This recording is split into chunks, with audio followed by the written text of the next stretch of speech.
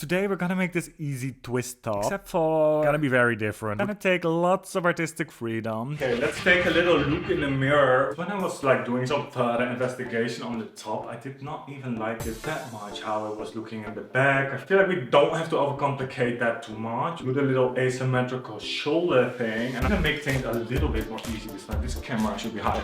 Usually I just start to cut out as much to the color as I can. I always decide to go more that way, but you cut straight along this line. Very rough, draw it out. Maybe we can make it here. Oh, to the middle of the chest. Kind of a exciting kind of ring kind of cut out. Wow. Keyhole, not key ring. Picasso, look. Wow, that's so artistic? Abstract. So unusual. But just between us, it was a mess. So I'm trying to make sense of it all with my orange marker. You might not want to use office markers, but I'm Dutch, it's orange. So this all makes lots of sense. To me. Don't question someone's culture, it's rude. And when it's smoothed out, today we're not gonna doubt. We go straight in with our scissors and shout and cut it out. Where's the seam allowance, you may wonder? Because this is just an Easy summer upcycle. Today I decided to just think it on. Like I would ever forget. So yeah, it's 5mm all around the edges. I know that I'm gonna chop the shoulder a little bit off. As a sweater shoulder is normally really hanging off the shoulder, and I want the straps to be on top of it. We're speeding through the process today because guess what? I'm already in that holy shit, what have I done phase. I don't want to pull too hard because it will stretch the whole fabric out. We're even further from our goal. What we know is that we have sides to take in. Make a little guesstimation how much we're gonna get more or less out later. I'm gonna take at least 10cm off the side. Other side under the armpit, maybe a little bit less. Look, this was all fun and games. But don't be fooled, we're getting to the serious part. The facing, which I really wanted to make from my cut-off sleeves, basically covering the entire neckline and straps. But as you might imagine, Sleeve is a little bit small to make a whole facing for the whole front. even endlessly padding the fabric like a guinea pig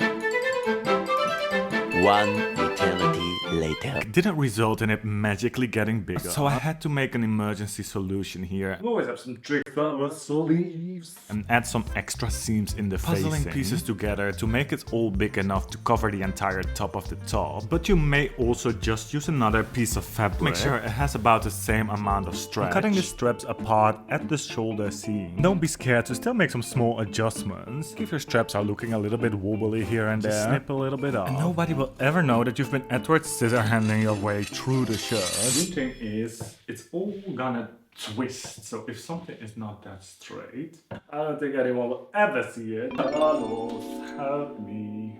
What we know about fabric is she likes to move. I'm gonna press the fabric down with some weight and use even some pins. Then I'm just gonna feel it out and trace the entire straps and neckline onto the fabric. When I'm looking at this big guessing game, I'm thinking might as well put the facing fabric underneath to make it a lot easier to trace. And then when you're sure, like don't doubt, scream, shout and cut it out. Or So stupid. well, maybe doubt a little bit more than me. Teeny tiny detail. The facing should be the other way around. It's upside down. Outside in. Good side or good side. Like any sewing thing you ever do. Let's just continue cutting off the sides like nothing ever happened.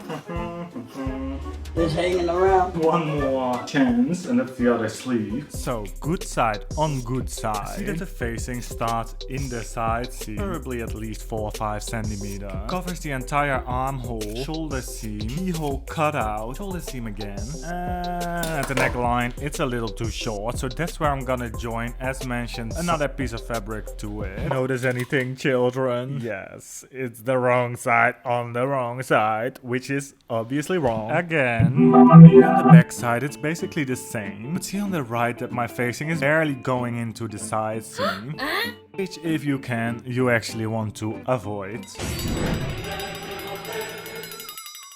The supposed to sew with it. I hope it still works. I'm gonna do it on the serger for the best results, hopefully. You can also use a small zigzag stitch on your sewing machine. I realized that some people don't know when you change your serger thread. You shouldn't pull them all out. You can, but it's a pain to all do it again. So you're just knotting the new colors onto the old colors. Knot well, then open the machine and pull carefully. Maybe helping the knots go through a little bit in the top. Then you can thread the serger like that, just pulling the threads through. And remember, the knots will not fit through the sewing needles. So cut them off before and use the tweezers to thread those. You know in the comments, did you know this, or did I just waste your time?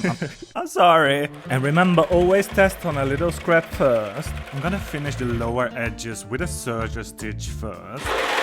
Pin and sew the shoulder seams together of the face and the tank top itself. To be honest, I wanted to switch them around like this. Now that it's open like this, it's gonna be a lot easier. You just switch the whole top. I thought I had it all figured out this time. Feeling right back on the fashion track, fashion rack, whatever. Rather soon we're back in the fashion tray rack.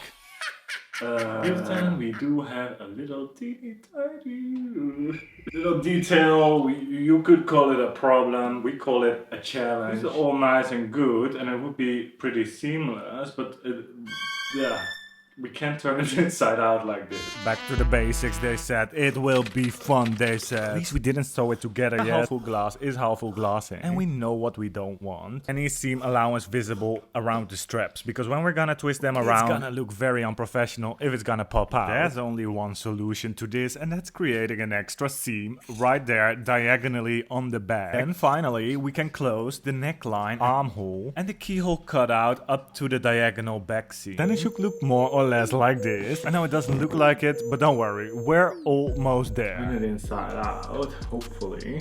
Pin. I don't know how I got this one, but it's really strong. Saving the day, because we have to go through this thin strap now. At least this stretches a little. Oh, we're good. We're good. Just then.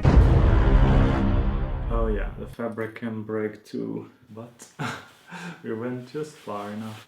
What is this? It's so confusing. To iron or not to iron? That's the question. With anything knitted jersey, you want to press lightly. We don't want to press the fabric too flat or stretch it out in strange ways. But we do want to make the seams of the facing look all a little bit better by moistening it, lightly pressing and steaming over it. And the fun part is twisting, turning, and seeing what we're gonna do with the straps, because obviously there's lots of different styling options. We have the left and right basically now, and the front and the back.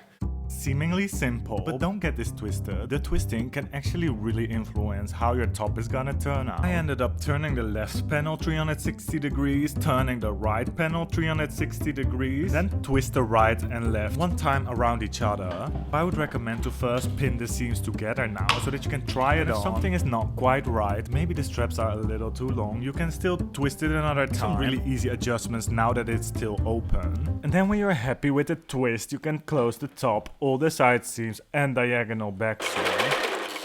Well, I think that was sort of easy if you at least don't make the same mistakes that I did. We're like 50 shades of gray. It's a little bit different from my vibe, but I do like it. A bit more of a casual. I came from yoga class, but like celebrity yoga class or something. Anyway, thank you so much for watching. I'll see you in the next one. Don't forget to subscribe if you like the video. Like it. Also share it with your friends who like casual twisted tops. And I'll see you in the next one. Thanks so much for watching.